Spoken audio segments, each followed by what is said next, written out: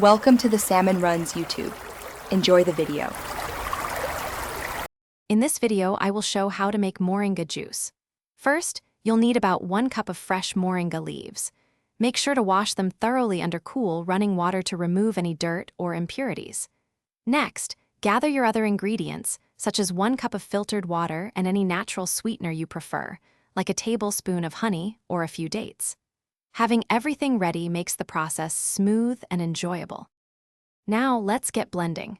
Place your clean moringa leaves into a high-speed blender. Pour in 1 cup of filtered water. This helps create a smooth consistency.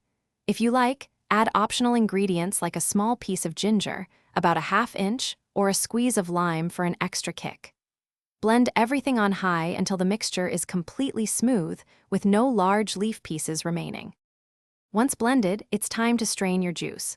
Place a fine mesh sieve over a bowl or pitcher. Pour the blended moringa mixture into the sieve.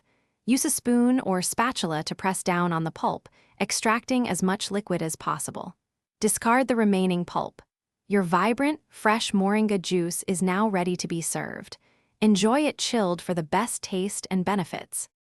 Here are some final tips for your moringa juice. For an extra burst of flavor, try adding a squeeze of lemon or lime juice after straining. If you have any leftover juice, store it in an airtight container in the refrigerator for up to 24 hours to maintain freshness. Moringa juice is packed with nutrients, offering a fantastic boost to your daily wellness routine. For more great deals and to check out the new Kindle Paperwhite, be sure to look at the link in the description below. Thanks for watching. Consider subscribing if we helped you.